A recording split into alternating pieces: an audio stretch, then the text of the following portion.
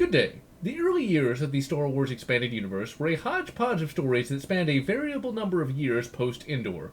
Like the original trilogy, the Thrawn trilogy left a great deal of detail up to the imagination of the reader. When Heir to the Empire was released in 1991, Zahn started up the story with Han and Leia already married and the New Republic already in control of Coruscant. The story did not dwell on how these two events came to pass, as it was fairly obvious from Return of the Jedi that they would eventually happen, and thus Zahn did not take the time to explain the details that the audience did not need. Later novels would go on to fill in all the details that Zahn left unexplained, and today's novel fills in the rather important detail of how Han and Leia came to tie the knot. The Courtship of Princess Leia was written by Dave Wolverton and released in 1994. The novel was instrumental in establishing a great deal of knowledge about events that took place just a few years before the Thrawn trilogy, and shows the struggle that the New Republic had with Imperial warlords before Thrawn. The novel also introduces the criminally underused faction known as the Hapans. Basically a race of space supermodels with ships of a really cool circular design. In 1994, the Jedi were still rather mysterious, and this novel did a great deal to expand upon them. This novel also marked the first appearance of Dathomir and the Night Sisters, two elements that would rise to great importance in later years. Lastly, the novel would go on to be a major inspiration for the X-Wing novels, and one of Courtship's villains, Warlord Zinj, would become the X-Wing novel's central antagonist. The novel opens up with an introduction of the Hapan people. They are basically a bunch of space supermodels with a very science fantasy aesthetic to their society.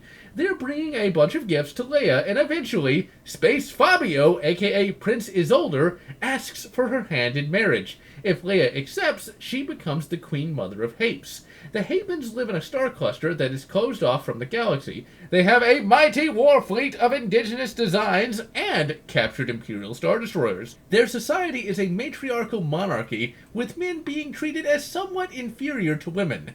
The background for Hapes is a bit silly and very science fantasy, but still entertaining nonetheless. In short, a bunch of space pirates captured a bunch of hot chicks, Me Too'd them, and thus a society of sorts was born. Then the Jedi killed the pirates, and the former captured hot chicks formed a new matriarchal society, and thus due to informal selective breeding, everyone in Hapes is somehow attractive. Leia does not answer Isolde immediately because she is still in love with Han the Man Solo.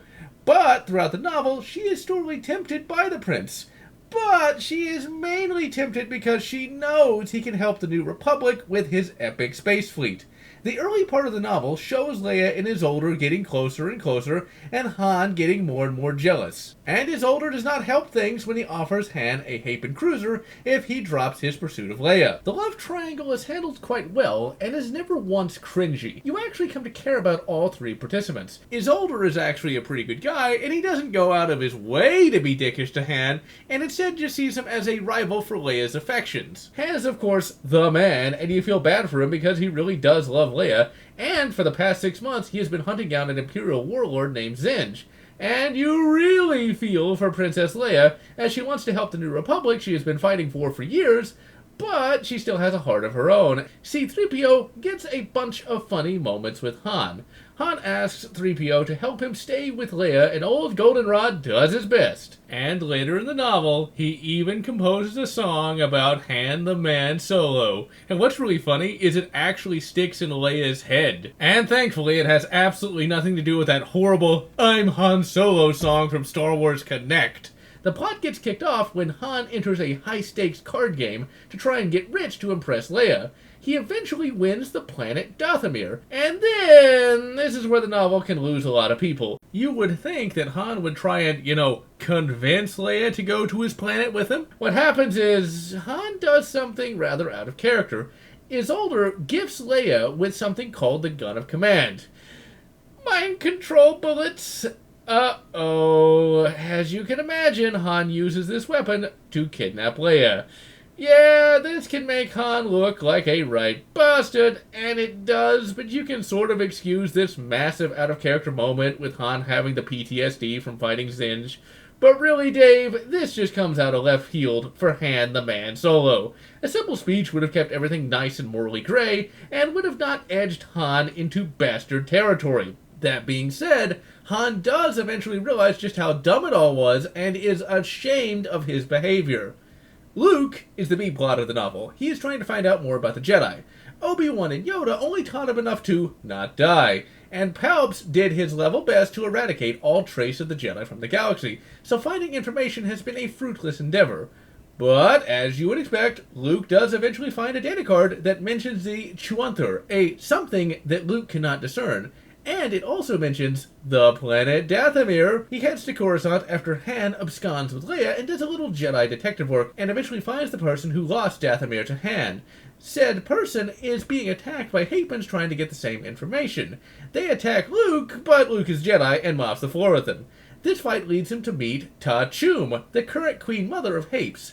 She is a right cretin, and after a dinner with Luke, tells her son is older that she is going to kill Luke because she does not want a society of spoonbenders taking control of the galaxy again. Eventually, everything comes to a head over Dathomir. Han and Leia and Luke and his older all appear at the planet at the same time, and surprise! Warlord Zinj is there, and our intrepid heroes crash on the planet. And this is where the Rancor share of the novel takes place. We are introduced to two factions on the planet. The Night Sisters, a society of dark force users who make their base at a former Imperial prison, and the Singing Mountain Clan, a society of more or less good force users. At first, Luke is taken down by Tenial Dojo, and Isolde is captured as well.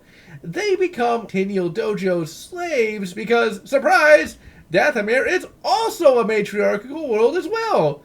Luke is set free because he is Jedi, but Isolde remains the slave of Tenial. This is not as horrible as it sounds because the slave system is not true chattel slavery. Rather, it's just a weird marriage system. At first, our heroes are separated, but eventually they are brought back together. Then, Warlord Zinj gives the Night Sisters an ultimatum: turn over Han, or see Dathomir destroyed. I don't want to spoil anything, but I do want to address the concept of superweapons popping up in the Bantam novels. They don't pop up nearly as often as the internet would lead you to believe, and in this novel, the superweapon that's introduced is actually roundly mocked for not being altogether that useful. The novel is extremely well written, and the novel actually gets some of the science correct, and even gets all the important numbers correct as well. Billions is used to describe the number of citizens in an entire star cluster, and the science and tactics are well thought out and logical. It is capable of being serious and funny. It is capable of being realistic and fun. In short, it is a rollicking good yarn. All the characterization is spot on for the heroes, and this is one of Luke's early novels, where he is not OP please nerf, and he actually has to work to win. But he is no pushover either, and stomps almost all the Night Sisters he comes across. The novel also allows the other characters to win, and never has Luke just be the win the novel button. This novel also has Luke at his most hippie, and at one point he has a forced drug trip where a lizard talks to him. And he even says that he has to save the planet for, like, the trees, man, and the lizards, and the worms. A bit funny these days, but suitably entertaining in story. The villains are suitably villainous, but they never really get cringy or grim derp evil, and are worthy foes for our heroes. The novel's ending is uplifting and is suitably satisfying. All told, this is a novel well worth adding to your Star Wars EU collection. And so, I am General Lotz, wishing you good, Spectre of the Past, and good Izar's Revenge, whatever makes you happy. If you enjoyed this video, please consider subscribing, and if you can, please consider supporting me on Patreon so that I can continue bringing you this awesome content.